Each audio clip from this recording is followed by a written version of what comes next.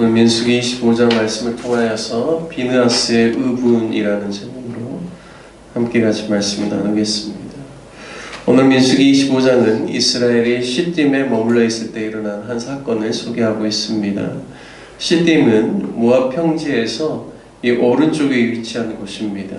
평지보다도 아마 살짝 높은 지대로 보입니다. 이곳에서 이스라엘 백성들이 모압 여자들과 음행하기를 시작했다, 이렇게 말하고 있습니다.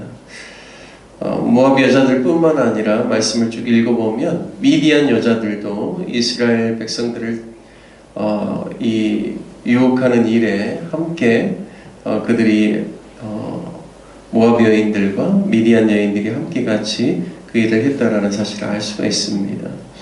음행하도록 유혹한 후에 2절 말씀에 보면 자기 신들에게 제사하는 자리에 그들을 청하여 이스라엘 백성들이 먹고 또 이방인들이 섬기는 신들에게 절하였다 말하고 있습니다. 바알 부올이라고 하기 때문에 부올의 바알이기 때문에 바알 신에게 그렇게 제사했다라는 것을 알 수가 있죠. 하나님께서 얼마나 분노하시고 이스라엘 백성들에게 얼마나 실망하셨을까요? 3절 말씀에 보면 이스라엘이 바알 부올에 가담하여서 여호와께서 이스라엘에게 진노하셨다 말씀하고 있습니다. 하나님의 진노는 음행과 관련된 자들을 벌하기 위하여서 전염병으로 하나님께서 이스라엘 백성에 치셨다라는 것을 알 수가 있죠. 9절 말씀에 보면 연병으로 죽은 자가 24,000명이었다 말하고 있습니다. 신약 성경에는 이 사건을 이야기할 때 23,000명이라고도 하는데요. 아마 24,000명이라고 하는 이유는 이제 성경학자들에 따라서 좀 다르지만 미디안 여인이나 모압 여인과 함께 같이 백성들 가운데 23,000명, 그리고 이제 수령된 자들이 한 1,000명 정도, 이렇게 또 보는 견해도 있습니다. 하여튼 구약에서 분명하게 이야기하는 것은 24,000명이 이 전염병으로 죽었다 말씀합니다. 특히 바알 부올에게 가담하게 한 결정적인 이러한 악행을 행한 사람이 누구인가 보면 우리가 민수기 25장 읽었지만 31장에 보면 부올의 아들 발람이 나옵니다. 그러니까 이 발람이 그 전 24장에 보면 모압 왕 발락과 부올의 아들 발람이 각각 자기 길로 갔다라고 하지만 자신의 원래 있었던 거주지 640km 떨어져 있는 그곳까지 간 것이 아니라 가는 길 가운데 어떻게 이스라엘 백성들을 쳐야 될지에 대한 계략을 또 이야기한 것인 거죠. 그래서 그것 중에 또 이제 채택된 것이 우리가 미인계를 통하여서 이스라엘 백성들을 좀 혼란에 빠뜨리자, 그리고 우리가 믿는 신을 그들이 믿도록 그렇게 초청하자, 아마 이렇게 이야기를 했던 것 같습니다. 이 일을 모압 혼자서 행하지 않고 미디안을 끌어들여 공조합니다. 그래서 이스라엘을 치려고 하는 것이죠.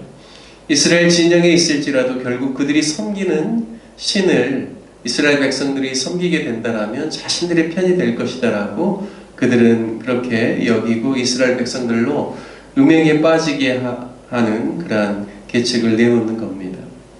이 일이 얼마나 급속하게 진행되는지 이 오늘 말씀에 보면 이스라엘 백성들 남자들이 음행을 할 뿐만 아니라 또 그들의 신들에게 제사를 지내는 그 자리에 함께 가담하였다 이야기를 하고 있습니다. 특별히 4절 말씀에 보면 백성의 수령들이 이 일에 가담하였음을 알 수가 있습니다.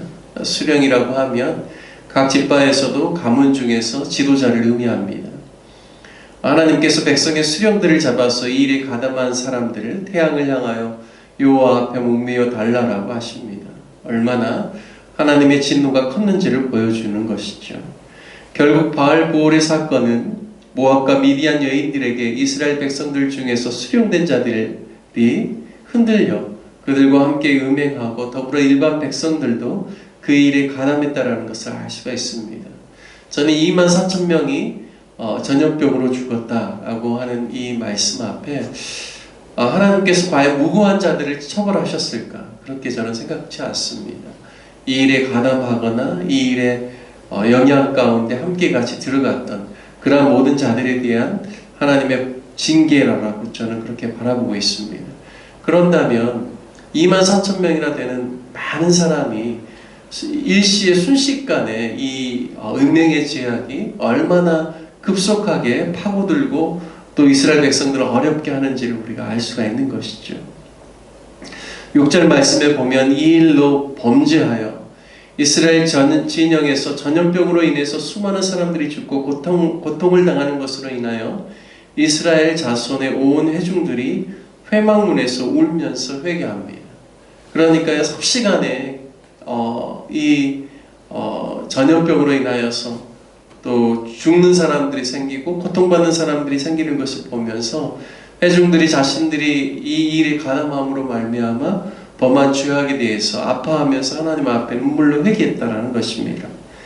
그런데 통탄할 만한 일이 있습니다. 그것은 백성들이 함께 울며 회개하는 가운데 이스라엘 자손 한 사람이 모세와 온 회중의 눈 앞에서 미디안의 한 여인을 데리고 음행하기 위해서 그의 장막으로 들어갑니다. 7절 말씀에 보면 아론의 손자 엘르아살의 아들인 비느하스가 이것을 보고 회중 가운데서 일어나 손에 창을 들고 그 이스라엘 남자를 따라가서 그의 막사에 들어가 이스라엘 남자와 그 여인의 배를 한 번에 꿰뚫어서 두 사람을 죽였다라고 이야기를 하고 있습니다. 바로 그때 전염병, 연병이 이스라엘 자손에 그쳤다 말씀하고 있습니다. 엄청난 일이죠. 얼마나 음행의 죄악이 사람의 분별력을 흐리게 만드는지 온 백성이 울며 회개하는 그 시점에 어느 한 사람이 미디안 여인을 데리고 자기 장막으로 들어가서 음행하려고 그렇게 했다라는 이야기입니다. 14절 말씀에 보면 그 사람이 시므리이다라고 말씀하고 있습니다. 살루의 아들이요 시므온 조상의 가문 중 한 지도자라고 말씀하고 있습니다. 그러니까 시몬 지파 가문 중에 리더가 바로 이 시므리라는 사람인 것이죠. 그런데 이 사람이 이 고스비라는 수르의 딸이요 미디안 백성 한 조상 가문의 수령인 그 수르의 딸의 딸과 함께 이 일을 행하여서 결국에는 비느하스가 하나님께서 그에게 주신 그런 의분을 가지고 그 두 사람의 음행의 현장에 들어가서 두 사람을 죽였다 이렇게 이야기를 하고 있습니다. 민수기 31장에 보면 하나님께서 이스라엘 자손의 원수를 갚으라고 모든 지파에서 각 지파별로 1000명씩을 뽑으라고 합니다. 그래서 12,000명이요 미디안 5 왕들과 전쟁을 하는데 그 5 왕의 이름이 에위와 레겜과 수루와 후루와 레바입니다. 그러니까 고스비는 이 여인은 미디안 5 왕들 중에 수루라는 그 사람의 딸이기 때문에 상당한 그러한 지위나 그러한 권위를 가지고 있는 그러한 사람의 딸입니다. 그녀와 동침하다가 죽은 시므리는 시므온 지파이죠. 우리가 시므온 지파가 이 일에 많이 가담했다라는 사실을 추정할 수 있습니다. 왜냐하면 출애굽하고 둘째 해 2월 1일 날 각 지파별로 싸움에 나갈 그런 장정들을 숫자를 파악합니다. 그때 시므온 지파의 수가 59,300명입니다. 이거는 출애굽하고 난 지 2년째 되는 해에 첫 번째 이스라엘 백성들의 숫자를 파악할 때 그들이 파악한 숫자가 59,300명입니다. 그런데 민수기 26장에 보면요, 두 번째 인구조사는 그들이 이제 가나안 땅에 들어갈 그 바로 직전에 마지막 출애굽한 지 40년째 숫자를 파악하는 겁니다. 그때는요, 시몬 지파의 숫자 20세 이상의 남자로서 전쟁에 나갈 만한 숫자가 22,200명입니다. 무려 39년 만에요 37,100명의 남자의 숫자의 차이가 납니다. 이것은 분명히 자연적인 감소도 있겠지만 아들들을 많이 낳지 않아서 생기는 일일 수도 있지만 특별히 이 사건 바알 부올의 그러한 사건에 가장 많이 연루된 그러한 지파가 이 시므리가 속해 있는 시몬 지파가 아니겠는가, 우리가 그렇게 추정할 수가 있습니다.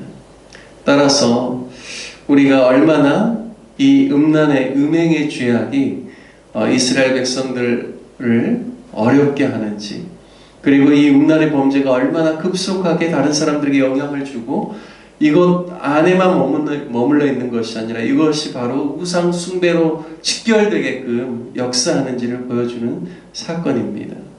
따라서 믿는 사람들, 특별히 하나님의 백성들이 늘 거룩성을 유지하기 위해서 늘 경계해야 될 죄악이 무엇인가? 바로 음행이라는 것이죠. 주님께서 이 땅에 오셔서 세대들에 대해서 악한 세대다라고 이야기할 뿐만 아니라 음란한 세대다라고 이야기를 하였습니다. 그것은 계속해서 세대가 지나가면 지나갈수록 사람들이 점점 더 음행의 죄악에 더 쉽게 빠져든다라는 의미이기도 하겠죠. 여러분, 우리가 살고 있는 이 시대에도 얼마나 음행이 성행하는지 모릅니다. 조금만 한눈을 팔아도 유혹에 쉽게 넘어갈 수 있는 그러한 그 음란한 세대와 음란한 문화 가운데 우리가 살고 있다는 것이죠. 저와 여러분이 늘 깨어서 비느하스와 같이 죄악을 미워하고 또 거룩성을 해치는 모든 것들에 대해서, 그것에 대해서 단절하고 끊고자 하는 마음이 우리 안에 있을 때 하나님의 거룩한 백성으로서의 삶을 살아갈 수 있다는 것입니다. 우리가 늘 음행, 음란, 정욕, 이러한 모든 죄악들이 우리 가운데 들어오지 못하도록 경계할 뿐만 아니라 또한 끊어내는 저와 여러분 되어서 거룩한 하나님의 백성으로서의 삶을 살아가고 또 믿음의 행진을 행하는 데 있어서 우리로 하여금 멈추게 하거나 후퇴하게 하는 그러한 모든 것들은 다 우리가 제하면서 우리가 하나님 안에서 하나님 주시는 믿음의 기업과 또 사명을 향하여서 전진하고 나아가는 저와 여러분 되시기를 주님의 이름으로 축원드립니다. 함께 같이 말씀 적용하며 기도하기를 원합니다. 거룩한 하나님의 사람으로서 음란의 죄악, 우상 숭배의 죄악이 우리 안에 들어오지 못하도록 우리의 가정과 교회와 직장과 우리가 속해 있는 이 사회를 주님께서 붙들어 주시고 우리의 거룩함으로 인하여서 악한 것들이 끊어지고 오직 하나님의 거룩한 백성의 삶이 세상 가운데 드러나게 해달라고 함께 기도합시다. 특별히 교회를 위해서 기도할 때 우리 주일학교와 중고등부와 청년들을 위해서 기도해 주시길 바랍니다.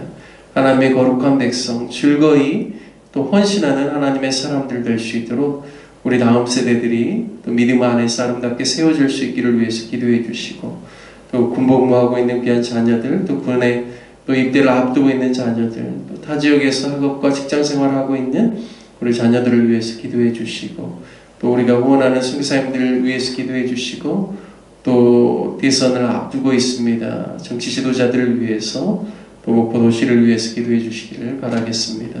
다 같이 주님의 이름 한번 부르시며 함께 기도하겠습니다. 주여